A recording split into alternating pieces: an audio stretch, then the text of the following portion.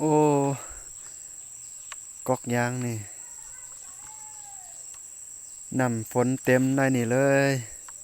สิเอาน้ำยางหรือว่าสิเอาน้ำฝนปอน้ำเต็มหมดเลย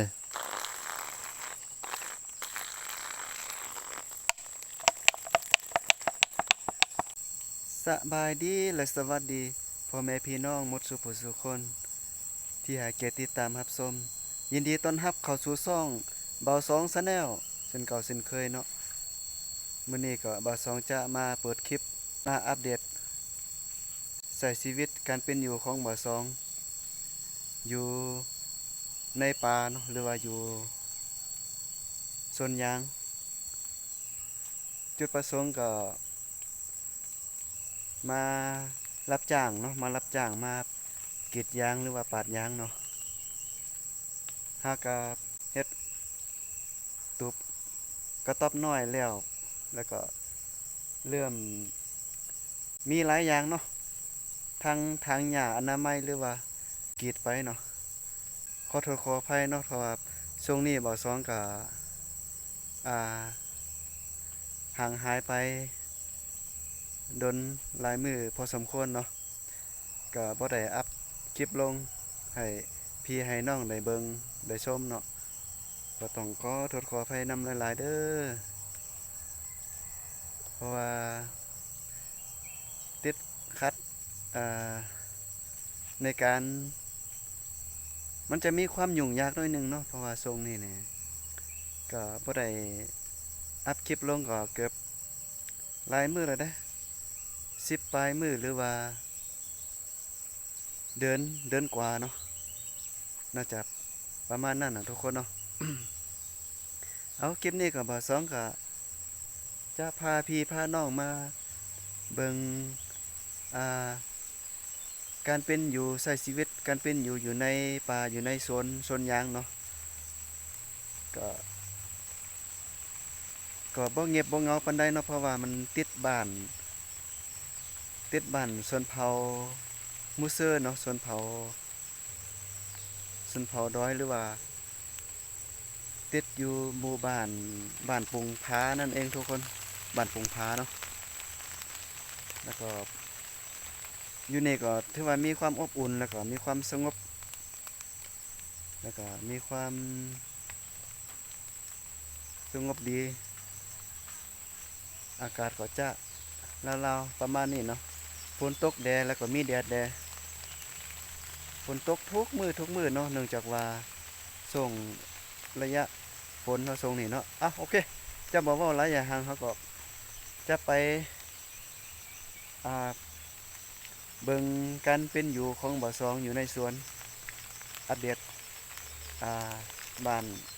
สวนยางเนาะทุกคนเนาะไปเบิ่งน้ำกันเลยเดี๋ยวบ่อสองเดี๋ยวบ่อสองจะพาพี่น้องมาเบิ่ง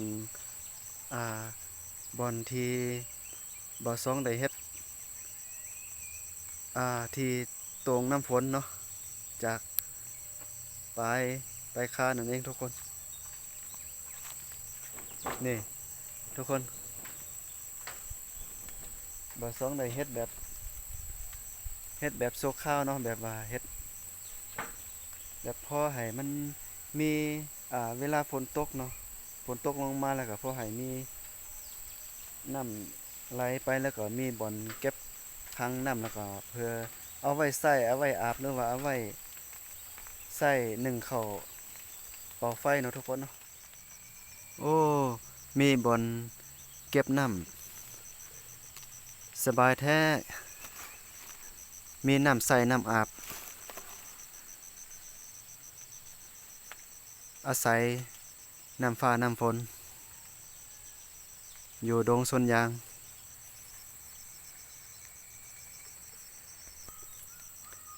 โอ้บ่าวสองเฮ็ดคักเว้ยเฮ็ดแบบทางลิ้นเพื่อฝนตกลงมาแล้วก็จะมีการเก็บน้ำเนาะเอาไว้ใส่อาบใส่หนึ่งข้าวเป่าไฟเนาะ อันนี้ก็จะเป็นขุเป่าน้ำเต็มเลยน้ำใสสะอาดน้ำฝนเนาะที่ว่าใสสะอาดใสปิ้งเลยมื้อนี้ถือว่า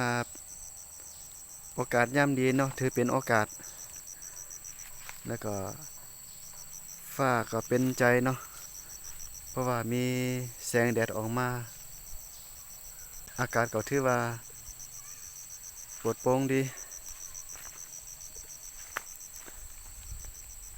บ่สองจะพาพี่พาน้องมาเบิ่งสถานที่บ่อนซุกหัวนอนของเบาสอง อยู่ในสวนยางจะมีเต้นแล้วก็จะมีน้ำดื่มแล้วก็เครื่องของอะไรทำไมก็บ่ลงบ่หลายเนาะเพราะว่าอยู่คนเดียวว่าหลังจากที่ฝนตกเนี่ยมันมีมดขึ้นมาอย่าเข้าไปบ่อนนอนข่อยเด้อมด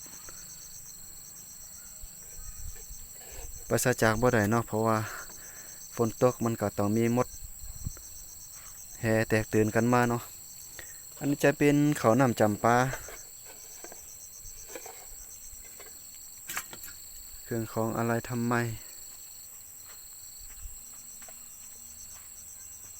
เบิ่งบรรยากาศทางนอกก่อนเนาะสดชื่นมื้อนี้ผ่านมานี่ฝนตกทุกมือเลยมื้อหนึงตกเป็น10เทื่อก็มีเนาะบ่าวสองเฮ็ดให้บ่าวสองนี่ติดขัดแล้วก็มีความยุ่งยากลำบากในระยะฝนก็เป็นไปได้เนาะเพราะว่าแล่นเข้าแล่นออกแล่นออกแล่นเข้าเนาะจังได๋ก็แล่นมาตุบกระต๊อบน้อยเนาะแล่นเข้าแล่นออกเนาะตอนฝนนี่เนาะเพราะว่าบ่อำนวยการสะดวกให้บ่าวสองแต่มื้อนี้ก็ถือว่าเป็นมื้อที่แดดออกมานิดๆหน่อยๆเดี๋ยวอีกจักหน่อยมันก็ฝนอาจสิลงมาก็เว้าบ่ได้เนาะทุกคนเนาะหญ้าสวนก็ตึบ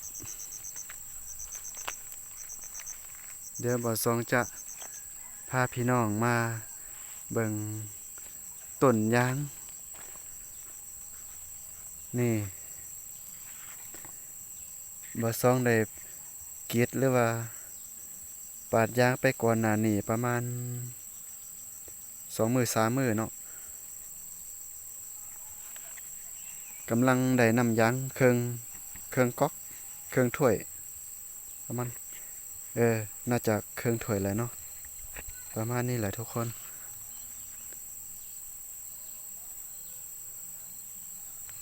ก๊กก็ถือว่าอุดมสมบูรณ์น้ำยางก็สิออกหลายอยู่บ่เนาะเดี๋ยวบ่าวสองจะมาสาธิตทดลองกรีดยางหรือว่าปาดยางให้ท่านผู้ชมได้เบิ่งนำกันเนาะฝากเด้อฝากเป็นกำลังใจให้บ่าวสอง Channel เด้อช่องเล็กๆช่องน้อยเนาะบ่าวสองเนาะ Channel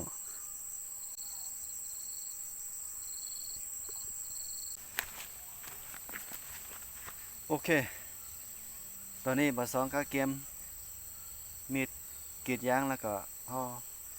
มาทดลองลุยกันเลยทุกคน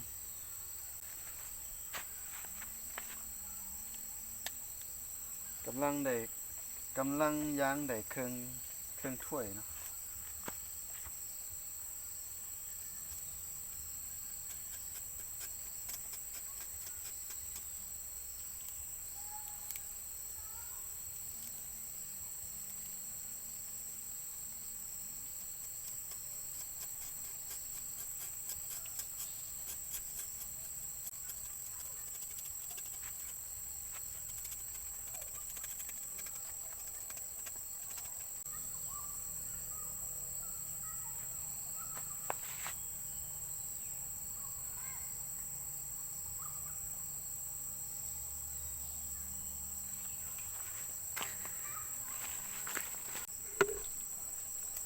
โอเคตอนนี้น้ำยางเริ่มไหลลงแล้วนี่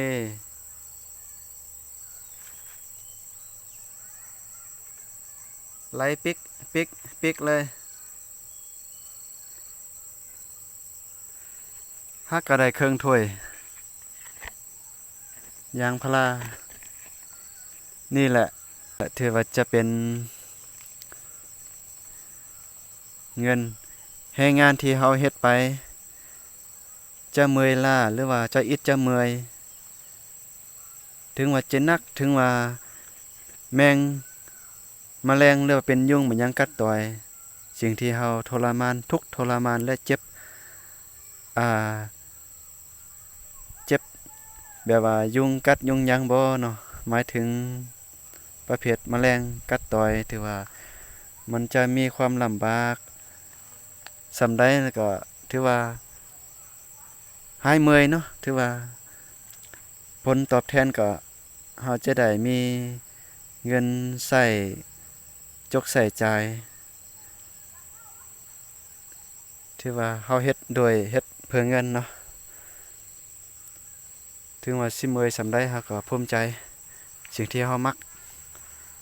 และสิ่งที่เฮาต้องการเงินหมุนใส่เนาะ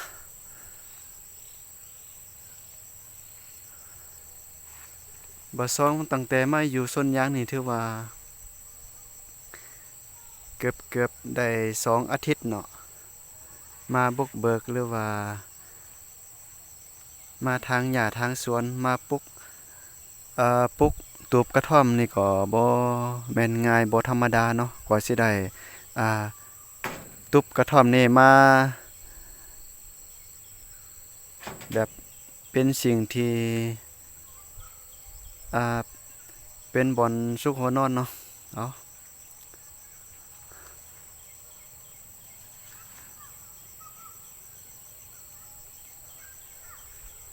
น้ำยางก็ไหลดี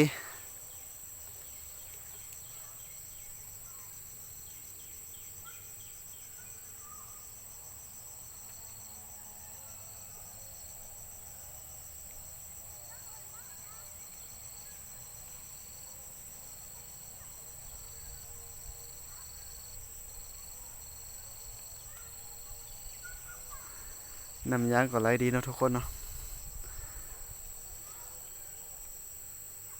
คือว่าได้ยินเสียงเด็กน้อยห้องแวกก็บ่ไกลปานใดเนาะเพราะว่าจะมีหมู่บ้านอยู่กล่องสวนนี่อยู่รุมสวนนี่เนาะอยู่ข้างล่างทุกคนเข้าใจไหมบ้านคนอยู่ที่ข้างล่างเพราะว่าส่วนยางมันจะเป็นเนินเป็นหุบเขาเนาะเป็นเนินแล้วก็บ้านผู้คนก็จะอยู่ทางข้างล่างเนาะอยู่รุมมันเนาะแต่ว่ามีผู้แซ่ผู้สาวเอามานอนน้ำดีโอเนาะบ่ซองกะแต่เสียดายบ่มีผู้สาวมานอนเนาะนอนผู้เดียวก็เลยเป็นโสดเดียวดายเหงามีเฮ็ดมีงานทำก็ถือว่าดีแล้วเนาะจะบ่เหงาเนาะสิทุกข์สิยากลำบากอดแมลงกัดต่อยก็ถือว่าแต่ขออย่างเดียวอย่าให้เป็นไข้ยุงเนาะ โอเคทุกคนประมาณนี้โอ้เริ่มแดดแล้วบ่สองขออนุญาตไปตากฟืนตากรั้วก่อนเนาะเพราะว่าฝนตกหนักทรงนี้ก็เลยบ่มีรั้วมีฟืนดังไฟหนึ่งเข้าเป่าไฟเนาะถือว่ายังใครเก็บมาแล้วก็เปียกน้ำฝนแล้วก็บ่สองก็จะทำการเอาฟืนไปตากแดดเนาะทุกคนเนาะบ่ซั่นนี่โอ้ยบ่มีฟืนที่จะเอามานึ่งข้าวนึ่งแกงเนาะทุกคนเนาะ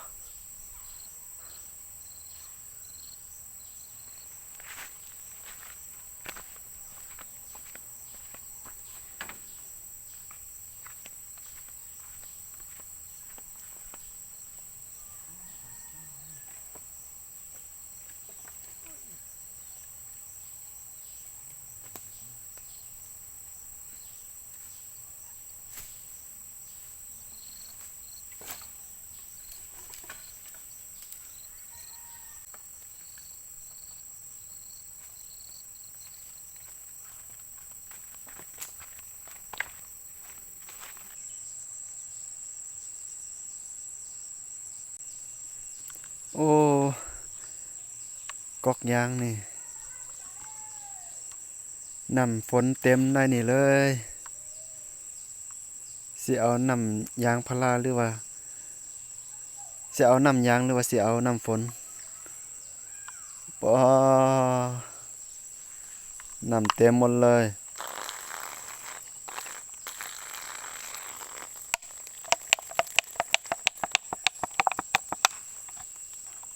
บ่ซองได้ตากรั้วตากฟืนพิธีเรียบร้อยฟืนก็ฟืนอาศัยจากอ่ากิ่งก้านกิ่งของไม้เนาะกิ่งของไม้ยางพาราเพราะว่าไม้ดีเวลาเราก่อไฟจุดไฟนี่ดังไฟมันจะติดดี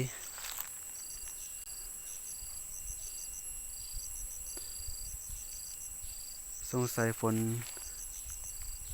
จะลงมาอีกแล้วพุ่นทางพุ่นก็มืดมาแล้วฝนบ่แน่บ่นอนเนาะมันช่างไม่แน่นอนจริงๆร้ายจริงๆเลยเดี๋ยวก็ฝนเดี๋ยวก็แดดตกลงมาแล้วก็บ่าวสองก็ลำบากทันทีเลย ลำบากเพราะว่าบ่ได้เฮ็ดการเฮ็ดงานเนาะทุกคนเนาะ